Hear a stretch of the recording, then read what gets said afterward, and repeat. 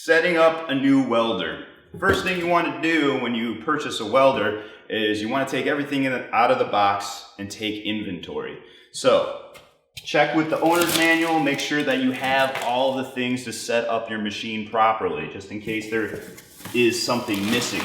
So just start laying it all out on your table like so.